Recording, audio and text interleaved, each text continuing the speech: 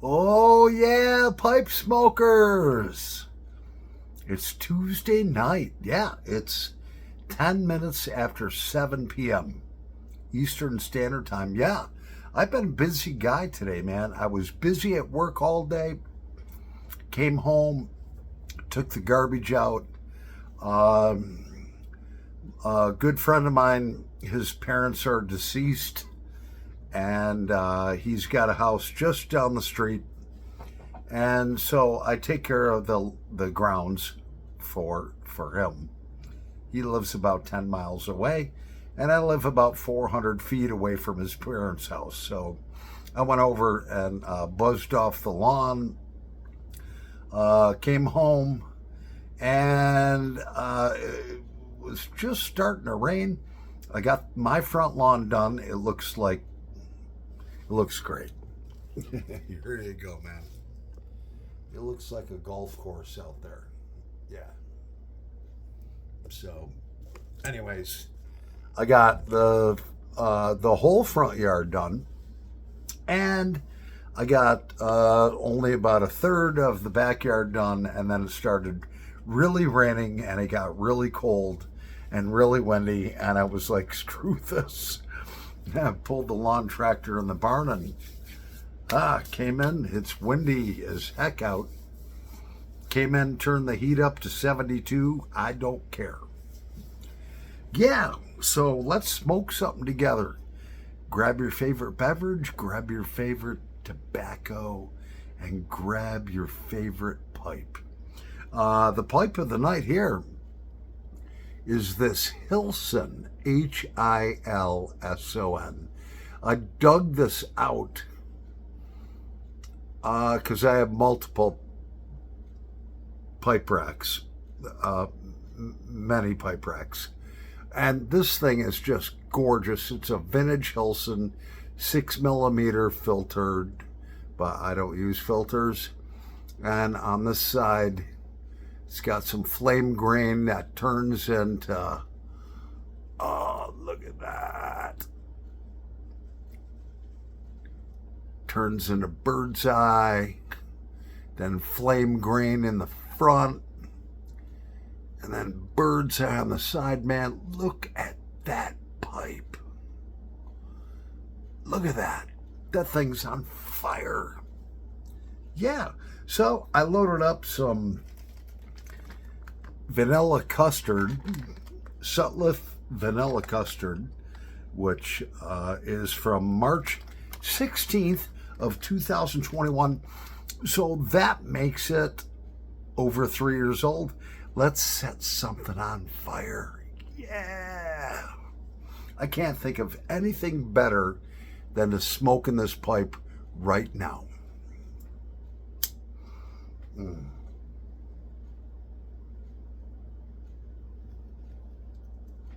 Mm. Oh, and she is good. The draw on this pipe, just unbelievable. Yes, Mark Hill, I still have the tamper. Thank you, Mark Hill. Welsh Piper 62 gifted this beautiful brass tamper to me. A couple of years ago, I got it written down, the exact date on the box. And it's from, I'm trying to remember the company now. I'll think of it.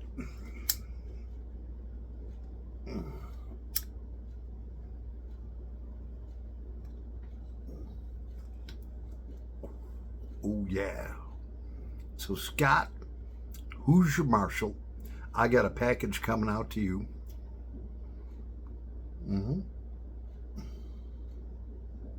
Send it out tonight after work in the mail. You should have it by Friday, and I hope you love it.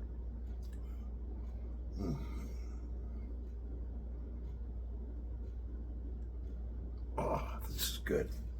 So anyways, for dinner tonight, we've got this Black Angus New York strip steak. Look at that. That's like an inch thick. That's going to be dinner with some beautiful fried little white potatoes. And then I'm actually going to have this salt and pepper calamari that I'm going to bake. Calamari is squid, by the way. It's divine. But for now, we're going to put it back in the freezer because I don't think I want to cook it all. That's a lot. So we'll go back to the freezer, throw it back in there. Yeah, there we go. Oh, yeah. So what a great Tuesday. I got to mow the lawn. I got to mow a couple lawns. Got to help my buddy out. This is the third year that I've been mowing my buddy's deceased parents' lawn at their house. I take care of it, trim the shrubs, all that stuff, so the town doesn't get all over them. That's what friends are for. And then if I, need something, the guy's a retired mechanic. He's 69 years old. Comes over, helps me out, wrench on stuff. But that's what it's all about. One hand washes the other. It's called loving another brother. Oh yeah, look at that. Oh.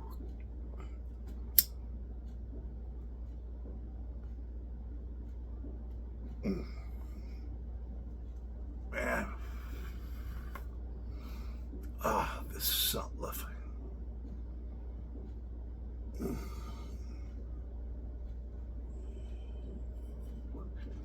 Vanilla custard just is to die for.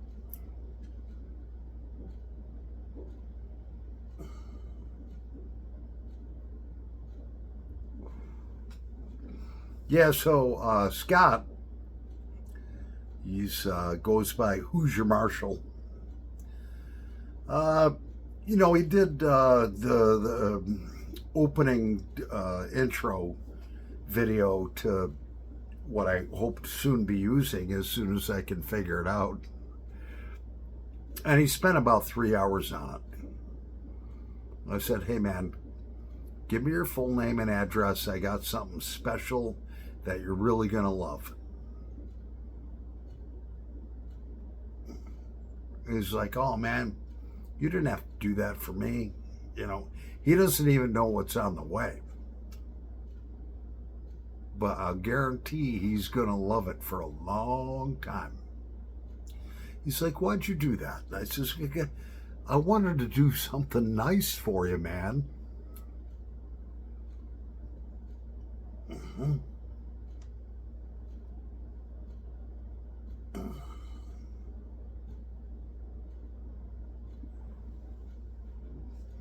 I don't know, maybe he'll do yet another box opening, or it doesn't matter. But he will truly love what I'm sending him. I'll guarantee you that.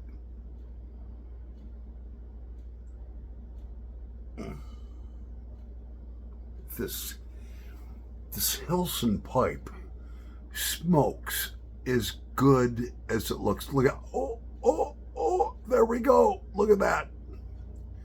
Look at all that flame and freaking bird's eye. Oh, yeah. Flame grain right there, man, in the front. I'm excited about this pipe. I was like, what? I don't remember buying this one. And I've got over 200 pipes and probably about 8 pipe racks. So, not bragging or anything, but, it's like, all of a sudden, I'll discover something that I forgot I bought.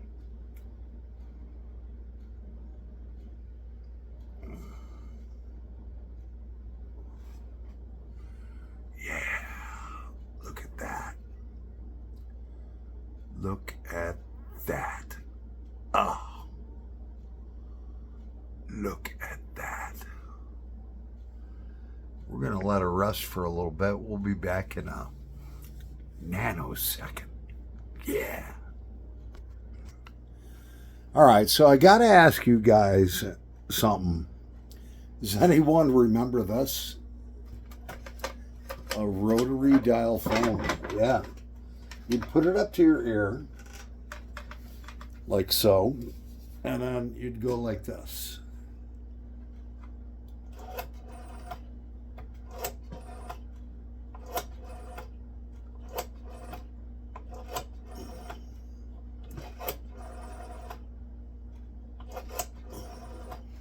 Yeah, and then if you missed like something, like if it didn't go all the way, you'd have to hang up, start all over. This actually was my original phone. Believe it or not, that phone right there hung on my wall when I was a teenager in my house in Spencerport, New York. My parents owned that phone. And I was at a garage sale, and there was a couple of phones sitting out, and I was like, hey, do you have any rotary dial phones? And this guy was like in his 80s. Yeah, well, they're in the barn. I bought, all the equipment and everything from Ogden Telephone, which is where I grew up. And I was like, can I see him? I'd like to buy one, maybe. And he's like, I'm not going to go back there. So I looked around his garage sale. This was like 5 years ago. And his wife must have tapped him on the shoulder and said, go get that young man a few phones. Well, he brought like 4 phones out. And I'm looking at him, and I was like, holy shit. This one has a sticker with my home phone number on it. I was like, that was my phone at my house. From the time I was like 11 years old till I moved out. And at 18, and I just had to have it. And I was like, well, how much for the phones? It's like, $25. This is, I couldn't get the money out of my pocket fast enough. I gave it to him, took the phone, had it in my hands. He had my money. I says, this phone used to belong to my parents, and this is the exact phone I had at my house. My son, I remember, my youngest son, Paulie Jr., all right, for the longest time at the Conservation Club of Brockport that I belonged to, they only had rotary dial phones up until like maybe 4 or 5 years ago. And when Paulie turned 12, which was 8 years ago, we went down into the shooting range, the 22 caliber shooting range. And he's like, Dad, what's that on the wall? I said, that's a rotary dial phone. He's like, well, how does it work? He had no clue. We're in the age of cell phones and all of this stuff. Nobody has a home phone anymore. So I showed him, and he's like, can I call Mom on it? And I was like, yeah. So I says, well, this is how you do it. You got to dial the next. So he called her up, and Mom, I'm talking to you from a rotary dial phone. She's like, what? Where'd you get one of them? He's like, they got it down at the gun club. Yeah, it was cool as heck. He learned something, man. So I bought that, and the house that I live in happens to still have the original wall unit where the phone attaches to. It doesn't work. It doesn't operate, but it's a conversation piece. It's cool as fuck. I think it is. Especially that it was my phone, man. I'll tell you what, I remember my parents had a 6-inch cord on that, or a 6-foot cord on it. Then all of a sudden they came out with a 18-foot cord, and it was like, wow, this is cool. I can grab the phone. I can actually walk in the other room and talk to somebody without my parents hearing me or whatever, you know. And that was cool as fuck.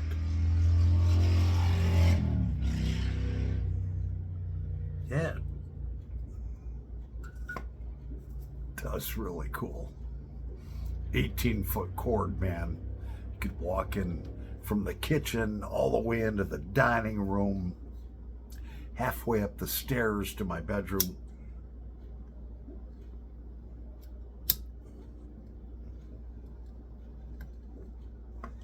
You know, because back then, as a teenager, you didn't always want everyone to hear, especially your parents, what your plans with your friends were.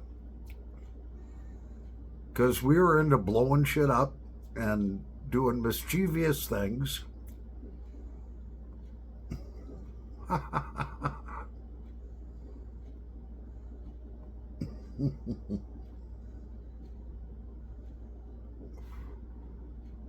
I gotta pause the video. I gotta piss really bad. Much better now.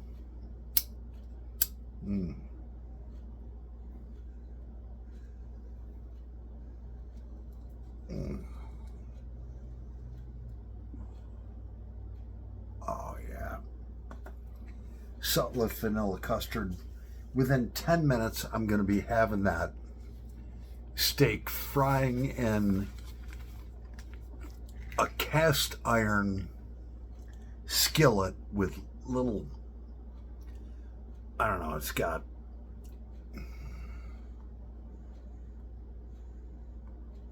well, I'll show it to you.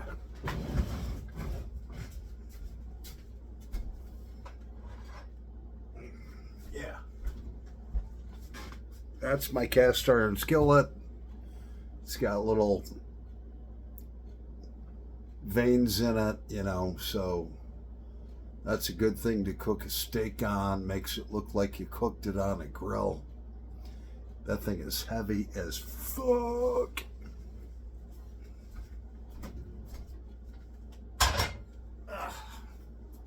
Heat that baby up.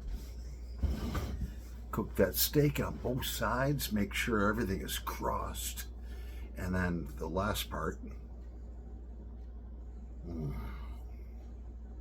melt some butter on top of the steak. Oh yeah. Doesn't get any better than that.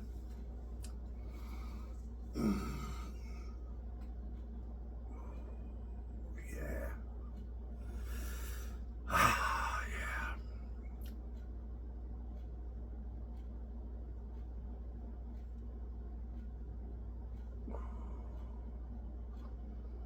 This vanilla custard smokes down pretty slow.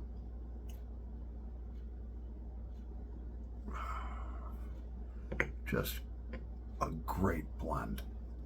Cheers, by the way. Yeah.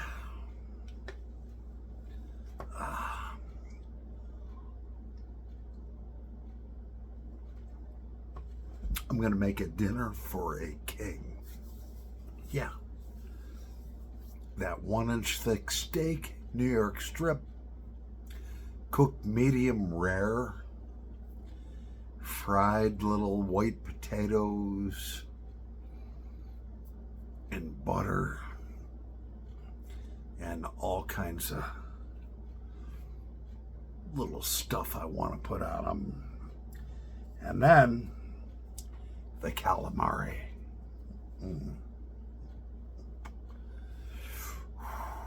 That's going to be great. I can't wait. I'm ready to cook now. Yep. Well, glad you stopped by for a smoke together.